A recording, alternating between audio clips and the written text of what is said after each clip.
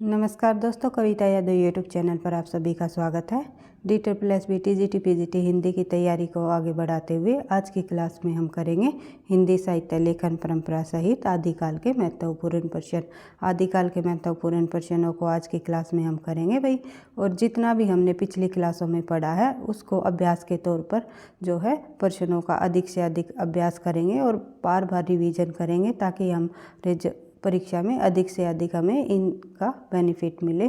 तो जिस प्रकार से हम अपनी तैयारी को आगे बढ़ा रहे हैं, संपूर्ण हिंदी साहित्य के इतिहास की सीरीज़ भी हमने चला रखी है, जिसमें कि हम बिल्कुल व्याख्या सहित प्रश्नों को करते हुए आगे बढ़ रहे हैं। साथ साथ हम अपने कंटेंट को भी आगे बढ़ा रहे हैं और जितना हम पीछे पढ़ चुके हैं, जितना हमने पहले कर लिया, तो बार बार उसी का रिवीजन करके अभ्यास करके प्रश्न उत्तरों के माध्यम से अपनी तैयारी को आगे बढ़ा रहे हैं। तो मेरा कहने का मतलब यही है कि मैं हमेशा बार बार आपको कहती हूँ कि निरंतर अभ्यास से ही आपको सफलता मिलेगी। जितना हो सके आप जो है प्रश्न उत्तरों की प्रैक्टिस कीजिए ताकि आपको परीक्षा में अधिक से अधिक जो प्रश्न को आप ठीक कर पाओ। तो देख लेते हैं, शुरुआत कर लेते हैं। प्रश्न संख्या 1, साहित्य का इतिहास जनता की चित्तवृत्ति का इतिहास है।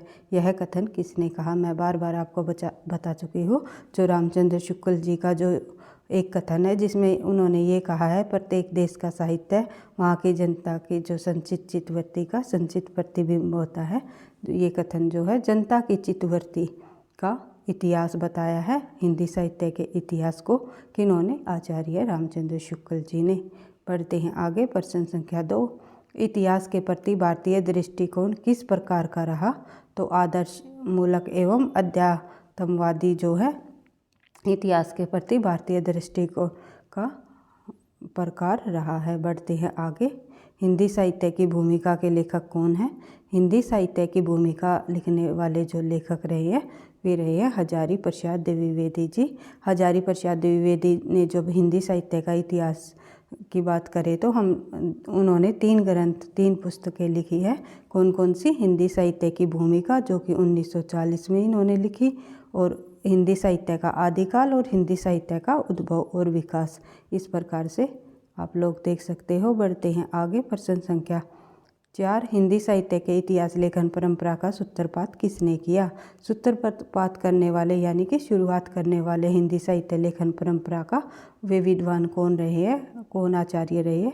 तो गारसादा तासी ने वर्णानुक्रम पद्धति के अनुसार हिंदी साहित्य इतिहास लेखन परंपरा का शुरुआत किया। इन्होंने जब अपना हिंदी साहित्य का इतिहास लिखा तो उसके अंतर्गत जो है 2 भागों में उसे बांटा गया, 2 भागों में प्रकाशित किया गया। एक 1839 में प्रथम भाग आया और दूसरा भाग उनका जो है 1847 में हमें देखने को मिला। बढ़ते हैं आगे। प्रश्न संख्या 5, आचार्य रामचंद्र शुक्ल ने इतिहास ग्रंथ का नाम बताइए। आचार्य रामचंद्र शुक्ल जी के इतिहास ग्रंथ का क्या नाम है? आप सभी को पता है, इम्पोर्टेंट ग्रंथ रहा है शुक्ल जी का। सबसे जो है सर्वोत्तम सर्वश्रेष्ठ इसी ग्रंथ को माना गया है, जो कि हिंदी साहित्य का इतिहास नाम से उन्होंने हिंदी साहित्य का इतिहास ग्रंथ लिखा, आचार्य रामचंद्र शुक्ल जी ने। बढ़ते हैं आगे। प्रश्न संख्या 6, गारसादा तासी के ग्रंथ का नाम क्या है? गारसादा तासी को जिन्होंने हिंदी साहित्य लेखन परंपरा का सूत्रपात माना गया, तो इनके इतिहास ग्रंथ का नाम पूछा हुआ है तो इस्तवार द लिटरेचर हिंदुस्तानी जो इनका ग्रंथ रहा है। बढ़ते हैं आगे। प्रश्न संख्या 7, इस्तवार द लिटरेचर हिंदुस्तानी ग्रंथ किस भाषा में लिखा? अब इसमें भाषा पूछी हुई है, तो ये जो ग्रंथ है ये फ्रेंच भाषा में लिखा गया ग्रंथ है। बढ़ते हैं आगे। प्रश्न संख्या 8, हिंदी कवियों का प्रथम वृत्त संग्रहकार कौन रहा है? हिंदी कवियों का प्रथम वृत्त संग्रहकार जो रहने वाला जो विद्वान है वो है शिव सिंह सेंगर जी। बढ़ते हैं आगे। प्रश्न संख्या 9, हिंदी साहित्य लेखन में सबसे पहले काल विभाजन प्रवृत्ति निरूपण और मूल्यांकन किसने किया? सबसे पहले काल विभाजन पूछा हुआ है भाई। सबसे पहले काल विभाजन करने वाला हिंदी साहित्य के इतिहास ग्रंथ का आप लोगों को पता ही है, डॉक्टर क्रिएशन जी ने किया है। मैं अधिक से अधिक प्रश्नों को कराने की जो कोशिश करती हूँ ताकि आपको परीक्षा में इन्हीं प्रश्नों में से प्रश्न देखने को मिले। तो कंटेंट की क्लास में हम बिल्कुल धीरे धीरे एक एक तथ्यों को आराम से समझ चुके हैं। तो अभी हम जितने अधिक प्रश्नों को करेंगे आदिकाल के उतना ही हमारे लिए अधिक बेनिफिट रहेगा भाई। तो इसलिए मैं थोड़ा कम एक्सप्लेनेशन के साथ अधिक से अधिक प्रश्नों का अभ्यास कराऊंगी, ताकि आपके सामने प्रश्नों की जो संख्या है अधिक से अधिक आपको मिल जाए। बढ़ते हैं आगे। और बार बार वही तथ्य बार बार रिपीट होने से आपको याद भी रह जाएंगे। तो प्रश्न संख्या 10 जो है देख लेते हैं। एशियाटिक सोसाइटी ऑफ बंगाल की पत्रिका के विशेषांक के रूप में जो है सन 1888 ईस्वी में किस ग्रंथ का प्रकाशन हुआ? जॉर्ज ग्रियर्सन जी का जो ग्रंथ है, ग्रियर्सन जी कृत modern vernacular literature of Hindustan को अगर ये पूछ लिया जाए तो किस पत्रिका में प्रकाशित किया गया, तो आप लोग बता सकते हो कि एशियाटिक सोसाइटी ऑफ बंगाल की पत्रिका के विशेषांक में इस ग्रंथ का प्रकाशन किया गया। बढ़ते हैं आगे। प्रश्न संख्या 11। तबका तुसुवरा के लेखक कौन है? इस ग्रंथ के लेखक कौन माने जाते हैं? तो मौलवी करीमुद्दीन जो है इस ग्रंथ के लेखक हैं। बढ़ते हैं आगे। प्रश्न संख्या 12। निम्नलिखित में से किस ग्रंथ को अंग्रेजी में उर्दू कवियों का इतिहास और उर्दू में हिंदी शायरी का तज़किरिया कहा गया? इनमें से किस ग्रंथ को उर्दू कवियों का इतिहास और उर्दू में हिंदी शायरी का तज़किरिया कहा गया? वह ग्रंथ कौन सा है? तो वह ग्रंथ है तज़किरिया ए शुरा ई हिंदी। बढ़ते हैं आगे। प्रश्न संख्या 13। हिंदी साहित्य इतिहास को नींव का पत्थर जो है किसे माना गया? हिंदी साहित्य के इतिहास की नींव का पत्थर किस ग्रंथ को माना गया वो हम देख लेते हैं। तो वो जो ग्रंथ रहेगा वो हमारा रहेगा जॉर्ज ग्रियर्सन द्वारा रचित कृत जो है the modern vernacular literature of Hindustan. पढ़ते हैं आगे। इनमें से असत्य कथन कौन सा है? असत्य कथन हमें बताना है, तो सभी कथनों को एक बार हम देख लेते हैं, समझ लेते हैं। आचार्य रामचंद्र शुक्ल का जो हिंदी साहित्य का इतिहास ग्रंथ है सन 1929 में प्रकाशित हुआ।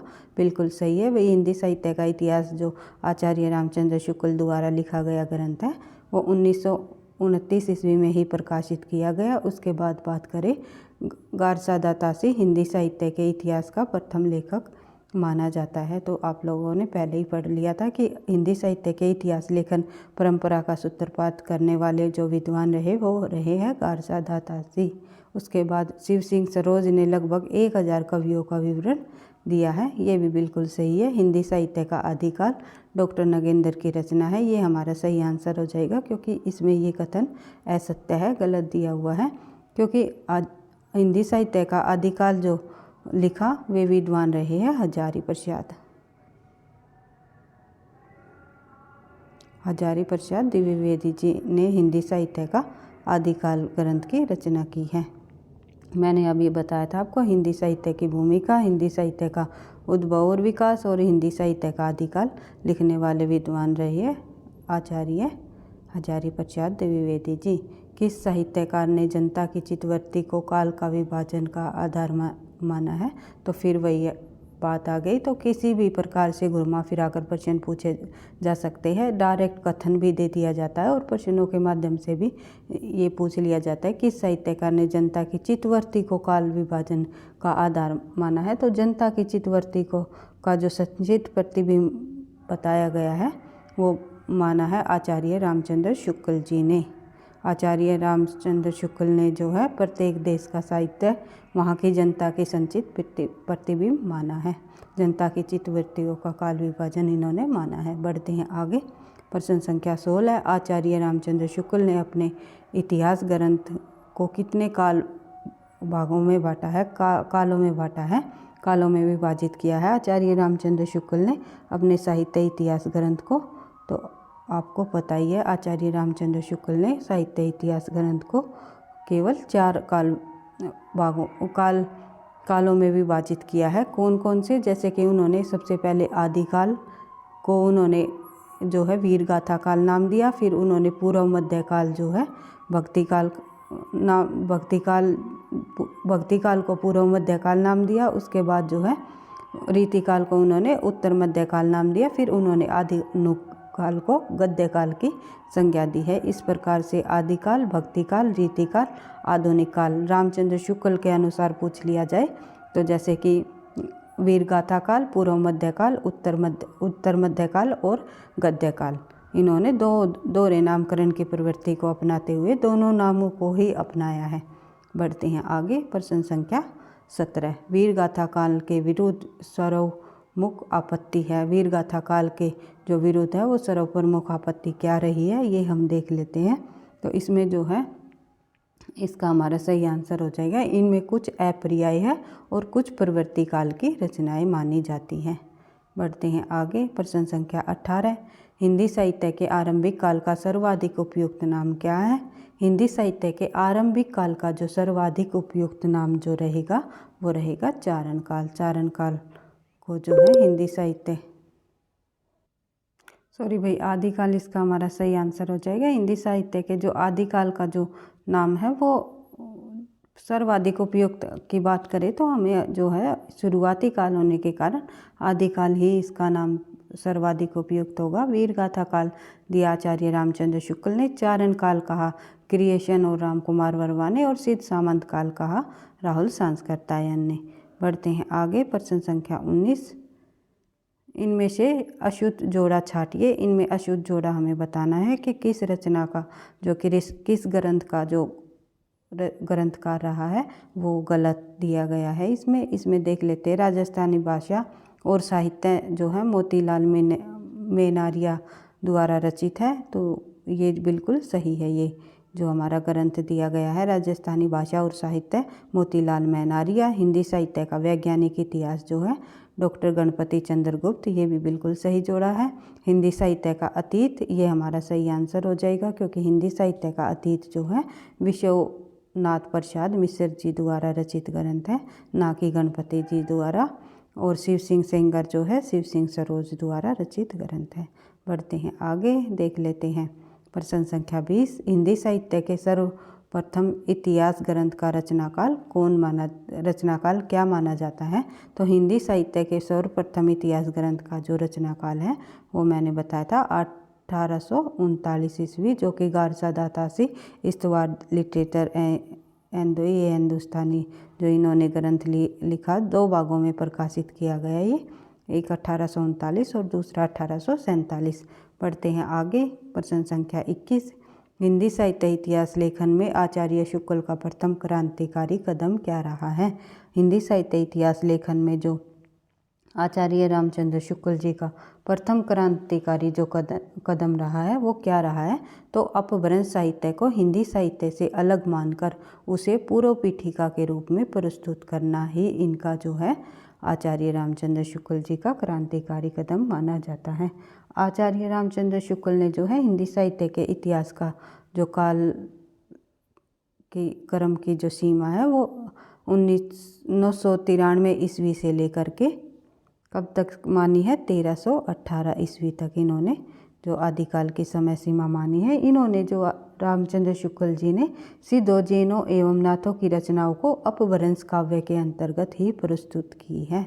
तो ये भी तथ्य आपको ध्यान रखना है क्योंकि कई बार पूछ ली जाती है प्रश्न में कि रामचंद्र शुक्ल जी की जो ये है कौन सी रचनाएं अपभ्रंश काव्यों में के अंतर्गत इन्होंने रखी है। तो सिद्धों, जैनों और नाथों तीनों की रचनाएं इन्होंने अपभ्रंश साहित्य के अंतर्गत रामचंद्र शुक्ल जी ने रखी है। नेक्स्ट क्वेश्चन देख लेते हैं।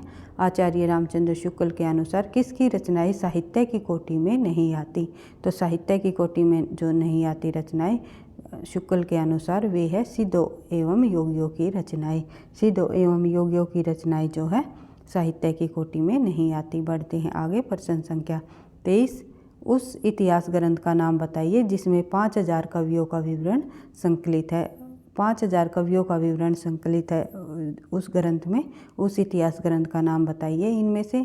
तो इनमें से जो ग्रंथ है मिश्र बंधु विनोद के अंतर्गत जो है 5000 कवियों का विवरण हमें देखने को मिलता है। तो सही आंसर क्या हो जाएगा हमारा मिश्र बंधु विनोद। पढ़ते हैं आगे। प्रश्न संख्या 24। मिश्र बंधुओं में कौन सा नाम सम्मिलित नहीं है। कौन सा नाम नहीं लिया जाता। 3 भाई रहे हैं मिस्र बंधु और उन्हीं तीनों भाइयों ने जो मिलकर रचनाएं की वो है मिस्र बंधु विनोद। मिस्र बंधु विनोद नाम से इन्होंने तीनों भाइयों ने रचनाएं की। तो इन 3 भाइयों में कौन कौन शामिल है? एक है श्याम बिहारी मिश्र, सुखदेव बिहारी मिश्र और गणेश बिहारी मिश्र। ये 3 भाई रहे हैं, जिसमें कि कृष्ण बिहारी मिश्र जो है हमारा इसमें सही आंसर हो जाएगा। ये इन तीनों भाइयों में शामिल नहीं है। बढ़ते हैं आगे। प्रश्न संख्या 25।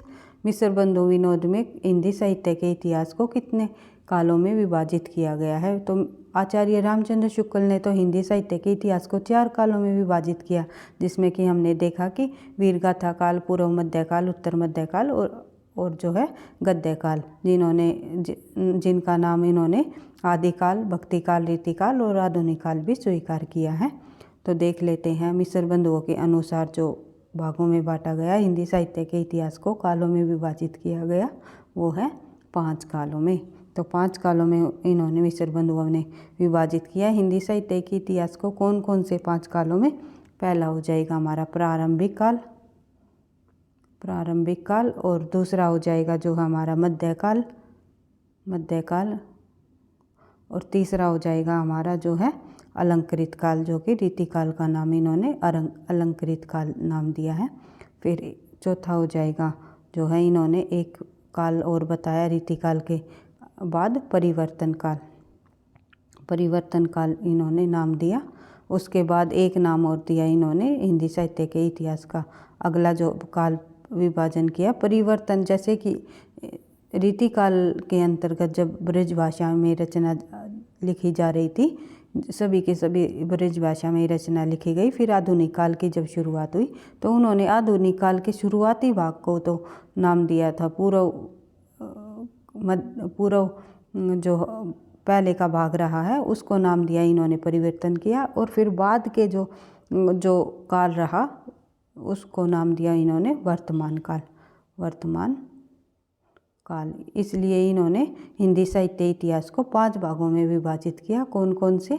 सबसे पहले प्रारंभिक काल, इन्होंने आदिकाल का नाम दिया इन्होंने प्रारंभिक काल। फिर मध्यकाल, भक्तिकाल को नाम दिया। फिर उन्होंने जो है अलंकृत काल, रीतिकाल को कहा। फिर परिवर्तन काल, फिर वर्तमान काल। इस प्रकार से इन्होंने हिंदी साहित्य के इतिहास को 5 भागों में विभाजित किया। बढ़ते हैं आगे। हिंदी नवरत्न के लेखक कौन है? तो हिंदी नवरत्न के लेखक जो रहे हैं वे रहे हैं मिस्र बंधुओं ने हिंदी नवरत्न की भी रचना की है, ग्रंथ की भी, और मिस्र बंधु विनोद की भी इन्होंने रचना की है। बढ़ते हैं आगे। नागरी प्रचारणी सभा द्वारा प्रकाशित हिंदी साहित्य के व्यर्थ इतिहास में कुल कितने खंड हैं? नागरी प्रचारणी सभा द्वारा प्रकाशित हिंदी साहित्य के जो व्यर्थ इतिहास है, बड़ा इतिहास है, उसमें कुल कितने खंड बताए गए हैं? उसके 18 खंड किए गए हैं। बढ़ते हैं आगे।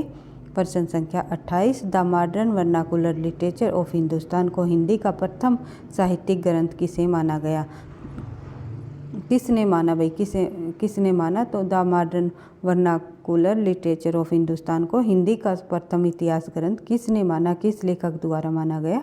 तो ये जो हमारा सही आंसर हो जाएगा इसका, वो हो जाएगा किशोरीलाल गोस्वामी ने ही modern vernacular literature of Hindustan Grierson द्वारा रचित हिंदी साहित्य का इतिहास का अनुवाद भी किया और इसे ही हिंदी साहित्य का प्रथम ग्रंथ भी माना। बढ़ते हैं आगे।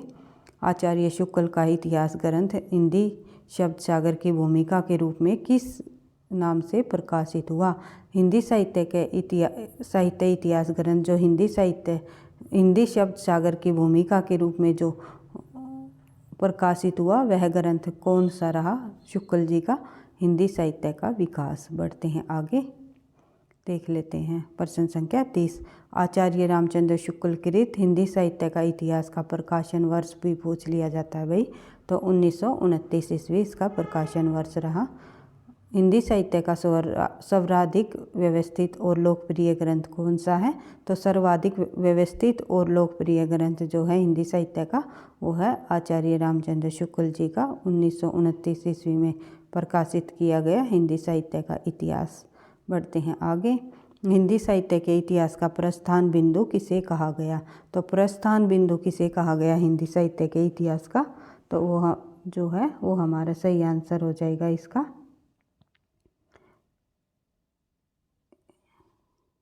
शिव सिंह सरोज। शिव सिंह सरोज को हिंदी साहित्य इतिहास का प्रस्थान बिंदु कहा गया। बढ़ते हैं आगे। प्रश्न संख्या 33। डॉक्टर गिरियसन ने अपने साहित्य इतिहास ग्रंथ को सर्वाधिक सहायता किससे ली? डॉक्टर गिरियसन जी ने जॉर्ज गिरियसन ने अपने हिंदी साहित्य इतिहास ग्रंथ की सर्वाधिक सहायता किससे ली? उन्होंने जो the modern vernacular literature Hindustan जो ग्रंथ लिखा है उसको लिखने में सर्वाधिक सहायता किससे ली, किस ग्रंथ से प्रदान की? तो ये हमारा इसमें सही आंसर जो है हो जाएगा शिव सिंह सरोज। जो शिव सिंह सरोज जो गिरियसन से पहले लिखा गया था ग्रंथ शिव सिंह सेंगर जी का, उनसे ही डॉक्टर जॉर्ज गिरियसन ने है अपने इतिहास ग्रंथ लिखने में सहायता प्रदान की है। बढ़ते हैं आगे। प्रश्न संख्या 34। Modern vernacular literature of Hindustan में वर्णित कवियों की संख्या कितनी है? तो 952 है। बढ़ते हैं आगे। हिंदी के विदेहवादी इतिहास साहित्य इतिहास के आदम प्रवर्तक शुक्ल जी नहीं प्रयुक्त गिरियसन है, ये किन्होंने कहा?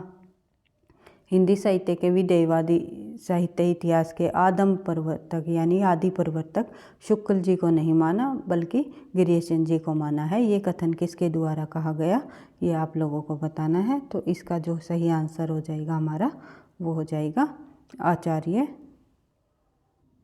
नलिन विलोचन शर्मा। नलिन विलोचन शर्मा जी ने हिंदी के विदेहवादी इतिहास ग्रंथ का आदम प्रवर्तक शुक्ल जी को नहीं माना बल्कि गिरियसन जी को माना है। बढ़ते हैं आगे। इसमें जो है रामचंद्र शुक्ल ऑप्शन में है तो इसका तो कोई तुक ही नहीं बनता। तो बढ़ते हैं आगे, देख लेते हैं। इसी तरह आप प्रश्नों का बिल्कुल एनालिसिस कर लिया करो भाई, थोड़ा सा आपको लगेगा कि हाँ हर एक कथन में हम देख लेते हैं।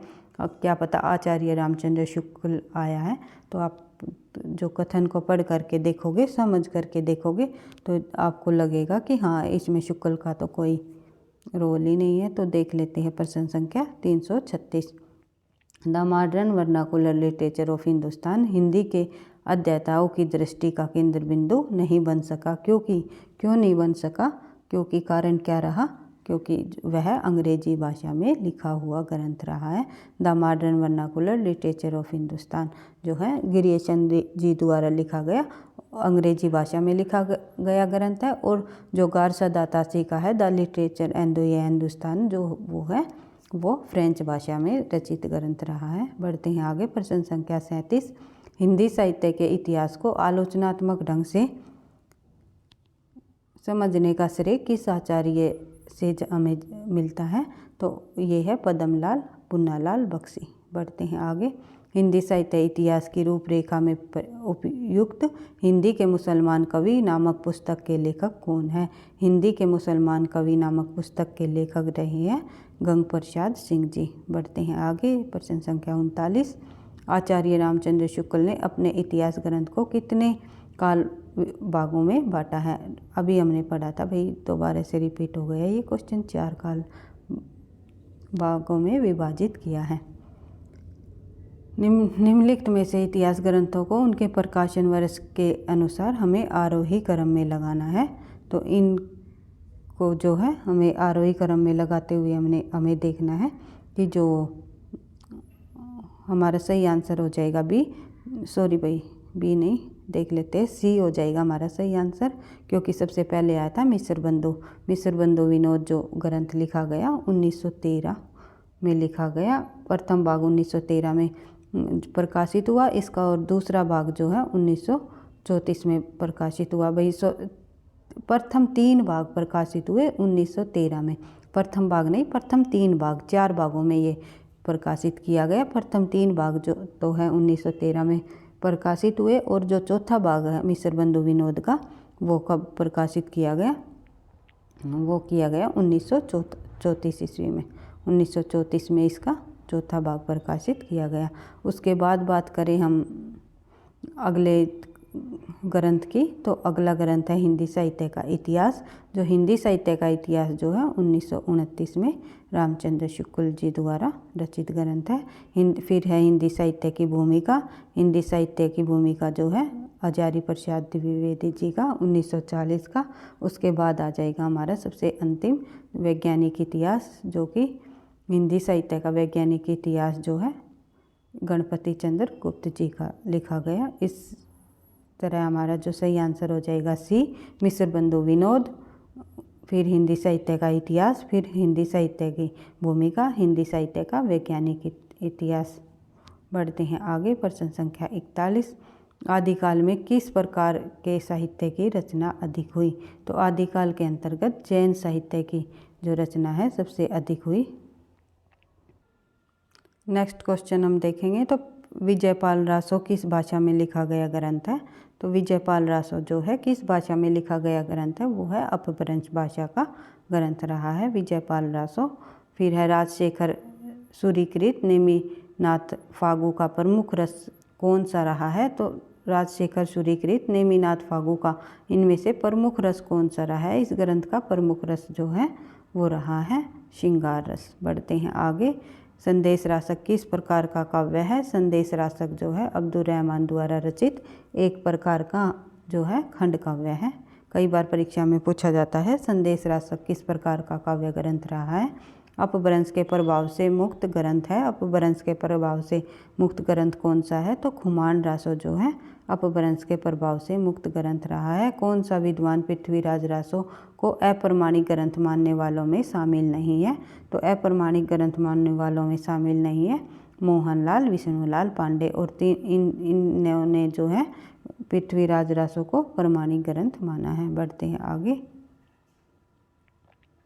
डॉक्टर बुल्लर ने, रामचंद्र शुक्ल ने और गौरीशंकर हीराचंद ओझा ने, तीनों विद्वानों ने जो है पृथ्वीराज रासो को अप्रमाणिक ग्रंथ माना है।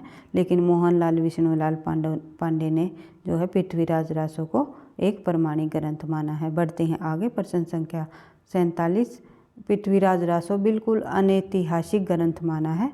तो किन्होंने माना है पृथ्वीराज रासो को अनैतिहासिक ग्रंथ? वो रहे हैं गौरीशंकर हीराचंद ओझा। बढ़ते हैं आगे। प्रश्न संख्या 48, खुमान रासो की प्रमाणिक प्रति कहाँ संकलित की गई है? तो खुमान रासो की प्रमाणिक प्रति है जो है कहाँ संग्रहित की गई है? तो वो हमें पता नहीं है। तो ये पूना संग्रहालय में संग्रहित है खुमान रासो की प्रमाणिक प्रतियाँ। बढ़ते हैं आगे। प्रश्न संख्या 49, चार्ल्स इलियट ने इनमें से किस ग्रंथ का प्रकाशन कराया है? तो चार्ल्स इलियट ने इनमें से किस ग्रंथ का प्रकाशन कराया है ये बताना है। तो इसमें हमारा सही आंसर हो जाएगा आल्य खंड का इन्होंने प्रकाशन कराया है। बढ़ते हैं आगे। अभिमान मेरु किसे कहा गया है? तो अभिमान मेरु जो है मेरुतुंग को कहा जाता है। और स्वयं को अभिमान मेरु कहने वाले विद्वान रहे हैं पुष्यदंत जी। अगर ये पूछ लिया जाए तो स्वयं को अभिमान मेरु किस लेखक ने कहा है? वो कहा है पुष्यदंत ने। प्रबंध चिंतामणि के रचयिता कौन रहे हैं? प्रबंध चिंतामणि के जो रचयिता रहे हैं वे कौन है देख लेते हैं। तो प्रबंध चिंतामणि के जो रचयिता वे भी भाई मेरुतुंग है। और उसके बाद बात करें कुमारपाल प्रतिबोध के रचयिता, कुमारपाल प्रतिबोध के रचयिता सोम प्रभु सूरी जी हैं। उसके बाद अपभ्रंश का भवभूति कौन है? अपभ्रंश का भवभूति माना जाता है पुष्यदंत को। जैन मत का प्रचार भारत के किस राज्य में सर्वाधिक हुआ? तो जैन मत का जो प्रचार है वो गुजरात में सर्वाधिक किया गया। हिंदी का सबसे प्राचीन छंद है। हिंदी का सबसे प्राचीन छंद कौन सा रहा है? तो दोहा जो है हिंदी का सबसे प्राचीन छंद रहा है। किस साहित्यकार ने जनता की चित्तवृत्ति का काल विभाजन का आधार माना?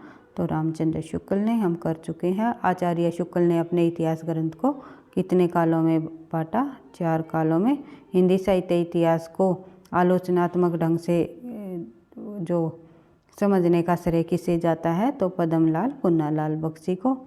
उसके बाद ज्योतिश्वर ठाकुर के रचना इनमें से कौन सी है?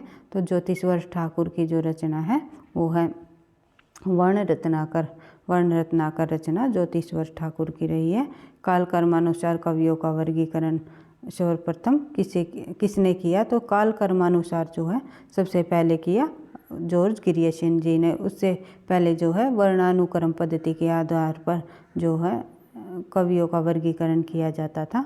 बढ़ते हैं आगे। प्रश्न संख्या 61, भविष्यत कथा के रचयिता कौन माने जाते हैं। निम्नलिखित में से भविष्यत कथा के रचयिता मानने जो वाले विद्वान है वो है धनपाल। धनपाल को भविष्यत कथा के रचयिता माने जाते हैं। भविष्यत कथा इनका एक ग्रंथ है भाई, इसका किनका, धनपाल जी का। पढ़ते हैं आगे। प्राकृत पेंगलम किस विषय का केंद्रित है। प्राकृत पेंगलम जो है किस विषय पर केंद्रित ग्रंथ माना जाता है, तो ये माना जाता है छंद शास्त्र, एक प्रकार का छंद शास्त्र रहा है। इन इतिहास लेखकों में सबसे प्राचीन कीर्ति किसकी है, तो इन इतिहास लेखकों में सबसे प्राचीन कीर्ति जो रही है वो किसकी है, तो सही आंसर हो जाएगा हमारा शिव सिंह सेंगर। शिव सिंह सेंगर सबसे पहले जो गारसा दातासी ने इतिहास लेखन परंपरा की शुरुआत की, फिर आए शिव सिंह सेंगर जी, उसके बाद ग्रियर्सन जी, इस तरह हमें दूसरे नंबर पर ही मिल जाते हैं शिव सिंह सेंगर जी, जिन्होंने वर्णानुक्रम पद्धति को ही अपनाया है। बढ़ते हैं आगे। प्रश्न संख्या 64, ढोला मारूरा दोहा की नायिका कौन है, तो आप लोगों ने को पता ही है ढोला मारूरा दोहा की नायिका जो है मारवाड़ी रही है। प्रथम बावनी काव्य है। प्रथम बावनी काव्य जो इनमें से कौन सा है, तो प्रथम बावनी काव्य जो है मृत्तिका प्रथम अक्षरा दोराहा जो है प्रथम बावनी काव्य रहा है। उसके बाद प्रश्न संख्या 66, किस ग्रंथ में हिंदू दरबार और भारतीय जीवन पद्धति का यथार्थ चित्रण हुआ। हिंदू दरबार और भारतीय जीवन पद्धति का यथार्थ चित्रण निम्नलिखित में से किस ग्रंथ में हमें देखने को मिलता है, तो वो हमारा जो सही आंसर हो जाएगा वो है वर्ण रत्नाकर। वर्ण रत्नाकर में हमें हिंदू दरबार और भारतीय जीवन पद्धति का यथार्थ चित्रण हमें देखने को मिलता है। प्राकृतानुशासन के लेखक कौन है, तो प्राकृतानुशासन के जो लेखक रहे हैं वे रहे हैं हेमचंद्र जी, जिन्होंने अपभ्रंश भाषा का प्रथम व्याकरण ग्रंथ लिखा है। और कीर्तिलता के रचना अवहट भाषा में किन्होंने की, तो कीर्तिलता की रचना अवहट भाषा में है। इनमें अवहट है, इनमें ये पूछा हुआ है अवहट किस प्रकार की भाषा है, किस तरह की शैली है उसमें, तो देख लेते हैं। कीर्तिलता जो रचना है वो विद्यापति जी द्वारा रचित एक प्रकार की जो है मैथिली युक्त विकसित अपभ्रंश भाषा इसके अंतर्गत रही है। बढ़ते हैं आगे। प्रश्न संख्या 69, संदेश रासक किस प्रकार का काव्य है, तो हम पढ़ चुके हैं खंड काव्य है। कैमासवध किस ग्रंथ का एक सर्ग है। कैमासवध जो है इनमें से किस ग्रंथ का एक सर्ग बताया गया है। कैमासवध हमें देखने को मिलता है पृथ्वीराज रासों में। बढ़ते हैं आगे। पृथ्वीराज रासों का एक जो है सर्ग रहा है। आचार्य रामचंद्र शुक्ल का आदिकाल की समय सीमा क्या मानते हैं। अभी मैंने आपको बताया था आचार्य रामचंद्र शुक्ल जो है आदिकाल की समय सीमा जो है 1050 से लेकर के 1375 विक्रमी संवत है भाई, ये विक्रमी संवत से तक मानते हैं। लेकिन अगर ईस्वी में पूछ लिया जाए तो मैंने अभी आपको पीछे बताया था कि 993 ईस्वी से लेकर के 1318 ईस्वी तक मानते हैं। यानी कि जब विक्रम संवत दिया गया होता है तो उसमें से हम 57 माइनस कर देते हैं, और या ईस्वी में हम जब 57 प्लस कर देते हैं तो विक्रम संवत बन जाता है, और विक्रम संवत में हम 57 माइनस कर देते हैं तो ईस्वी बन जाता है। तो इस प्रकार आपको ध्यान रखना है। अगर सन कोई इस आपको विक्रम संवत में पता है और ईस्वी में पूछा हुआ है तो उसमें से आप 57 माइनस कर करके देख सकते हो। बढ़ते हैं आगे, देख लेते हैं प्रश्न संख्या 72, राहुल सांस्कृत्यायन ने आदिकाल को क्या नाम दिया। तो अभी हमने पढ़ा था सिद्ध सामंत नाम दिया राहुल सांस्कृत्यायन ने आदिकाल को। रामकुमार वर्मा ने आदिकाल को क्या नाम दिया, तो चारण काल और संधि काल दोनों नाम दिए हैं राम कुमार वर्मा जी ने आदिकाल को। ग्रियर्सन ने आदिकाल को क्या नाम दिया, तो जॉर्ज ग्रियर्सन ने आदिकाल को चारण काल नाम दिया है। आदिकाल को आरंभिक काल किन्होंने कहा। आदिकाल को आरंभिक काल कहने वाले जो विद्वान रहे हैं वे रहे हैं मिस्र बंधु जी। मिस्र बंधु ने आदिकाल को आरंभिक काल नाम दिया है और प्रारंभिक नाम दिया है गणपति चंद्रगुप्त ने। पढ़ते हैं आगे। आदिकाल को आविर्भाव काल किन्होंने कहा? आदिकाल को आविर्भाव काल जो कहने वाले विद्वान शैलेश जैदी और डॉक्टर राकेश दोनों रहे हैं। आदिकाल को उद्भव काल किन्होंने कहा?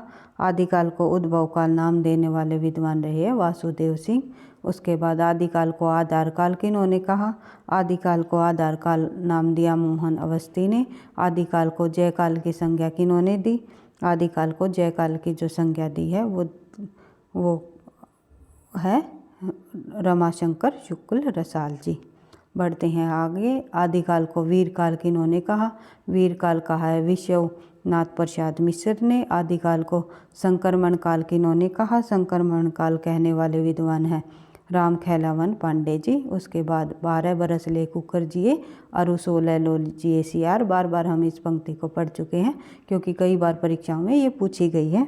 तो ये किस ग्रंथ किस लेखक की पंक्ति है? तो ये जगनिक की पंक्ति है। बढ़ते हैं आगे। आदिकाल रासो साहित्य की प्रमुख प्रवृत्तियों से संबंधित कौन सा कथन सही नहीं है? सही नहीं पूछा हुआ है, नहीं पर आपको बिल्कुल ध्यान रखना है कि प्रश्न में पूछा क्या गया है। तो इसमें जो हमारा सही आंसर हो जाएगा, इस साहित्य में राष्ट्रीय प्रेम का सुंदर चित्रण दिया गया है। यही कथन जो पहला हो जाएगा हमारा सही नहीं दिया गया, क्योंकि हमें पता है कि राष्ट्र प्रेम का चित्रण जो है इस साहित्य में नहीं मिलता। इसमें जो है संकुचित राष्ट्रीय भावना हमें देखने को मिली है। युद्धों का सजीव चित्रण इसमें पाया जाता है। इसमें शौर्य और विलासिता का स्वाभाविक और जीवंत चित्रण भी किया गया है कि राजा महाराजा है अपने जो वे शौर्य और विलासिता में पड़े हुए थे, वे मतलब अपनी जो खुशी के लिए जो है अधिक से अधिक युद्ध तो करते ही थे, लेकिन जब मनोरंजन का समय आता था तो उनमें भी वे पीछे नहीं रहते थे। तो इस प्रकार से हमें ये इन आदिकाल के अंतर्गत ये विशेषताएं हमें देखने को मिली है।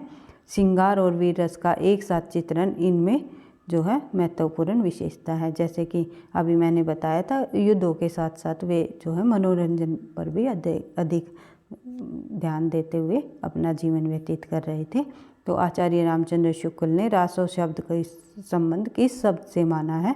तो शुक्ल के द्वारा रासो शब्द का जो संबंध है वो रासायन से माना गया है, जो कि विसल देव रासो की जो रचना है, विसल देव रासो जो रचना है नरपति नाल्य जी की, उनके अंतर्गत आचार्य रामचंद्र शुक्ल ने रासायन शब्द का प्रयोग किया है। वहीं से हमें पता चलता है कि शुक्ल ने जो है रासो शब्द की उत्पत्ति रासायन से मानी। बढ़ते हैं आगे। हजारी प्रसाद द्विवेदी किसे हिंदी का प्रथम कवि मानते हैं? अब्दुल रहमान को हजारी प्रसाद द्विवेदी जी हिंदी का प्रथम कवि मानते हैं। हिंदी में बारहमासा का सर्वप्रथम वर्णन किस रचना में मिलता है? तो बारहमासा का जब वर्णन हमें देखने को मिलता है वो मिलता है विसल देव रासों में। विसल देव रासों में बारहमासा का वर्णन हमें देखने को मिलता है, जो कि नरपति नाल्य जी की रचना है। पृथ्वीराज रासों के रचयिता कौन रहे हैं? तो आप लोगों को पता ही है, एक प्रमुख महाकाव्य रहा है पृथ्वीराज रासो, चंद बरदाई जी द्वारा रचित। पृथ्वीराज रासो की भाषा क्या रही है? तो पृथ्वीराज रासो की भाषा हमें देखने को मिलती है अवधी भाषा। हम पृथ्वीराज रासो सॉरी भाई डी हमारा सही आंसर हो जाएगा। ब्रज भाषा में देखने को मिलती है। अधिक जो कई भाषाओं के शब्दों का प्रयोग किया गया पृथ्वीराज रासों में, लेकिन सबसे अधिक जो प्रयोग किया गया वो ब्रज भाषा के ही शब्दों को अधिक लिया गया है, इसलिए हम ब्रज भाषा ही मानते हैं पृथ्वीराज भाषा को।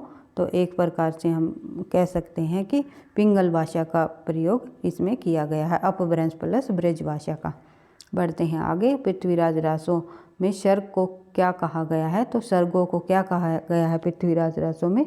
तो सर्गों को जो है समय कहा गया है पृथ्वीराज रासों के अंतर्गत। पृथ्वीराज रासों में कितने सर्ग हैं? तो पृथ्वीराज रासों के अंतर्गत 69 सर्ग है। विसल देव रासों का काव्य रूप क्या रहा है? विसल देव रासों का जो काव्य रूप रहा है वो है एक गीति काव्य, श्रृंगार परक रचना रही है। बढ़ते हैं आगे। प्रश्न संख्या 82। वीर गाथात्मक रचना नहीं है। इनमें से वीर गाथात्मक परक रचना कौन सी नहीं है, ये पूछा हुआ है। तो बिसल देवरासो मैंने अभी बताया है, श्रृंगार परक रचना रही है। उसके बाद बात करें आदिकाल की प्रमुख श्रृंगारिक कीर्ति क्या रही है, तो आदिकाल की प्रमुख श्रृंगारिक कीर्ति जो रही है वो है बिसल देवरासो। चौपाई के साथ दोहा रखने की पद्धति को क्या कहा जाता है, चौपाई के साथ दोहा रखने की पद्धति को हम क्या कहते हैं, कड़वक शैली। हिंदी का प्रथम महाकाव्य है। हिंदी का प्रथम महाकाव्य किसे माना जाता है, तो पृथ्वीराज रासो को हिंदी का प्रथम महाकाव्य माना जाता है। रानीपन और सामंती जीवन से बंधन मुक्ति की अभिव्यक्ति किस ग्रंथ की खास विशेषता पाई जाती है, तो रानीपन और सामंती जीवन की बंधन मुक्ति अभिव्यक्ति जो है हमें किस ग्रंथ में देखने को मिलती है, तो इसका हमारा सही आंसर हो जाएगा बिसल देवरासो में। पृथ्वीराज रासो का सबसे बड़ा सर्ग कौन सा रहा है, तो पृथ्वीराज रासो का जो सबसे बड़ा सर्ग रहा है वो है कनवज युद्ध। कनवज युद्ध पृथ्वीराज रासो का सबसे बड़ा सर्ग है। और कैमास वध भी पृथ्वीराज रासो का ही समय माना जाता है। ये पिछले जो प्रश्न में हमने पढ़ लिया था। उसके बाद है प्रश्न संख्या 88, चंद बरदाई को पृथ्वीराज रासो का समकालीन किसने कहा। चंद बरदाई जो है उनके जो कवि भी लेखक भी रहे हैं और उनके मित्र भी रहे हैं पृथ्वीराज राज के चंद बरदाई जी। इन्हें पृथ्वीराज रासो का समकालीन किसने माना है, तो किन्होंने माना है ये हमें देखना है। तो हमारा जो सही आंसर हो जाएगा इसका हो जाएगा गारसा दातासी ने। गारसा दातासी ने ही अपनी जो इस्तवारदा लिटरेचर हिंदुस्तान के अंतर्गत चंद बरदाई और पृथ्वीराज रासो की का वर्णन इसमें किया है। उन्होंने जो राजसूय से जो है रासो शब्द की उत्पत्ति भी मानी है। वो इसी रचना के आधार पर उन्होंने जब इन शब्दों का प्रयोग किया तो हमें प्रमाणिक के रूप में ये पता चलता है कि गारसा दातासी ने रासो शब्द की उत्पत्ति राजसूय से मानी है। बढ़ते हैं आगे। प्रश्न संख्या 89, हिंदी काव्य में प्रयुक्त होने वाला बारहमासा सबसे पहले किस ग्रंथ में मिलता है, तो सबसे पहले बारहमासा जो मिलता है हमें बिसल देवरासो में। पृथ्वीराज रासो की नायिका कौन है, तो नायिका कौन रही है पृथ्वीराज रासो की, आपको सभी को पता है, संयोगिता जो है पृथ्वीराज रासो की नायिका रही है। पृथ्वीराज रासो को किसने प्रमाणिक माना है, पृथ्वीराज रासो को प्रमाणिक किसने माना है ये पूछा हुआ है। प्रमाणिक, अप्रमाणिक और अर्धप्रमाणिक रचना अलग अलग विद्वानों ने मानी है पृथ्वीराज रासो को। तो इसमें प्रमाणिक पूछा हुआ है, प्रमाणिक मानने वाला विद्वान कौन रहा है पृथ्वीराज रासो को, तो ये हमारा जो है आंसर हो जाएगा श्याम सुंदर दास। श्याम सुंदर दास जी ने पृथ्वीराज रासो को एक प्रमाणिक रचना माना है। पृथ्वीराज रासो का मूलतः कैसा काव्य है, पृथ्वीराज रासो एक किस प्रकार का काव्य है ये हमें बताना है। तो हमारा सही आंसर हो जाएगा पृथ्वीराज रासो एक है, परस्ती काव्य है। उसके बाद बात करें पृथ्वीराज रासो की रचना विधान में सर्वाधिक विवादास्पद पक्ष कौन सा रहा है। पृथ्वीराज रासो की रचना में सर्वाधिक विवाद का जो पक्ष रहा है वो उसकी ऐतिहासिकता पर जो है विवाद रहा है कि कोई विद्वान उसे काल्पनिक रचना मानते हैं, कोई उन्हें ऐतिहासिक रचना मानते हैं। तो काल्पनिक और ऐतिहासिक कहा गया है कि पृथ्वीराज रासो का जो पूर्व भाग है वो काल्पनिक है और जो बाद का भाग है वो है उत्तर भाग है वो ऐतिहासिक माना जाता है। यानी कि उनकी ऐतिहासिकता पर जो है विवाद खड़ा हो गया है पृथ्वीराज रासो रचना पर। पृथ्वीराज रासो में कुल अनैतिहासिक ग्रंथ है, यह कथन किसका है, पृथ्वीराज रासो बिल्कुल जो है एक अनैतिहासिक ग्रंथ माना गया है। ये किस विद्वान ने कहा है, तो ये कहा है गौरीशंकर हीराचंद ओझा जी ने। बढ़ते हैं आगे। 100 प्रश्नों को ही करेंगे भाई आज की क्लास में, और जो और बचे हुए प्रश्न हैं वो हम नेक्स्ट क्लास में या आगे चल के फिर रिवीजन के तौर पर पीछे पीछे जितने भी हमारे जो काल कंप्लीट होते जाएंगे उनके साथ साथ हम प्रश्न अधिक से अधिक प्रश्नों का अभ्यास करते हुए अपनी तैयारी को धीरे धीरे आगे बढ़ाएंगे। तो देख लेते हैं पृथ्वीराज आदिकाल को किस रचना में इतिहास की उपेक्षा की गई है। आदिकाल की किस रचना में इतिहास की उपेक्षा की गई है, ये हमें अभी अभी हमने पढ़ा था कि पृथ्वीराज रासो के अंतर्गत जो है इतिहास की उपेक्षा हुई है। कोई विद्वान उसे जो है ऐतिहासिक ग्रंथ मानते हैं, कोई अनैतिहासिक ग्रंथ मानते हैं। तो कथन के में भी हमने देख लिया था कि अनैतिहासिक रचना मानी गई है पृथ्वीराज रासो को। तो इस प्रकार से एक एक तथ्य को बिल्कुल समझते हुए बारीकी से पढ़ना है, ताकि बार बार रिवीजन हमारे जब क्वेश्चनों की होगी तो हमें तथ्य बिल्कुल जो है याद रह जाए। तो देख लेते हैं प्रश्न संख्या 96। पृथ्वीराज रासो के प्रथम विदेशी उद्धारकर्ता कौन रहे हैं? प्रसिद्ध उद्धारकर्ता कौन रहे हैं? पृथ्वीराज रासो के प्रथम विदेशी उद्धारकर्ता पूछे हुए हैं। तो इसका जो हमारा सही आंसर हो जाएगा कर्नल जेम्स टार्ट। कर्नल जेम्स टार्ट पृथ्वीराज रासो के प्रथम विदेशी उद्धारकर्ता विद्वान रहे हैं। उसके बाद बात करें प्रश्न संख्या 97। बिसल देव रासो की नायिका कौन है? तो बिसल देव रासो की जो नायिका है वो है राजमती। हिंदी का सबसे प्राचीन छंद कौन सा रहा है? ये हम पढ़ ही चुके हैं। दोहा छंद हिंदी का सबसे प्राचीन छंद माना जाता है। ऐसे रासो ग्रंथ के रचनाकार का नाम बताइए जिसकी रचना अजमेर के शासक से संबंधित है। तो अजमेर के शासक से संबंधित जो रचना है वह इनमें से कौन सी है ये बताना है हमें। तो ये हमारी हो जाएगा दलपति विजय। खुमान रासो का जो रचना है वो अजमेर के शासक से संबंधित रही है। बढ़ते हैं आगे प्रश्न संख्या 100। आचार्य रामचंद्र शुक्ल ने आदिकालीन कीर्तियों पर विचार करते हुए कितने ग्रंथों को प्रमाणिक माना है? आदिकालीन कीर्तियों पर विचार करते हुए आचार्य रामचंद्र शुक्ल ने कितने ग्रंथों को प्रमाणिक माना है? तो आचार्य शुक्ल के अनुसार जो आदिकाल के अंतर्गत प्रमाणिक ग्रंथ माने गए हैं उनकी संख्या जो रही है वो 12 रही है। 12 प्रमाणिक ग्रंथ माने हैं। और आचार्य रामचंद्र शुक्ल ने हमने पढ़ा था कि तुलसीदास के भी 12 ग्रंथों को ही प्रमाणिक माना है। तो 12 संख्या आपको बिल्कुल याद रखनी है। शुक्ल जी के अनुसार किसी भी प्रकार से घुमा फिरा कर प्रश्न पूछ लिए जाते हैं, कहीं से भी तथ्य को उठा लिया जाता है। इसलिए हर एक प्रश्न को बिल्कुल समझते हुए तथ्यों को याद करते हुए बार बार रिवीजन करते हुए हमें चलना है। और जो नेक्स्ट प्रश्न है जो आगे के हम फिर बाद अगले नेक्स्ट क्लास में करेंगे या फिर बीच में कभी पीछे की रिवीजन जब हम करते हुए चलेंगे तब कर लेंगे। तो इसी तरह धीरे धीरे अभ्यास करते हुए निरंतर अभ्यास के साथ अपनी तैयारी को आप लोगों को धीरे धीरे आगे बढ़ाना है। वीडियो पसंद आई तो भाई लाइक करना, क्योंकि आपके एक लाइक से मुझे नेक्स्ट क्लास बनाने का मोटिवेशन मिलता है। और दोस्तों के साथ शेयर करना। चैनल पर पहली बार हो तो सब्सक्राइब कर लेना। हर रोज़ हिंदी साहित्य संबंधी हम एक क्लास लेकर के आते हैं। टीजीटी पीजीटी हिंदी की परीक्षाओं की तैयारी को हम धीरे धीरे आगे बढ़ा रहे हैं, क्योंकि निरंतरता से अभ्यास ही हमें सफलता दिलाएगी। तो इसी उद्देश्य से इसी को टारगेट करते हुए हम बार बार रिवीजन को करते हुए अपनी तैयारी को आगे बढ़ा रहे हैं और इसी तरह आगे बढ़ते रहेंगे। तो पढ़ते रहना, आगे बढ़ते रहना। थैंक यू, धन्यवाद।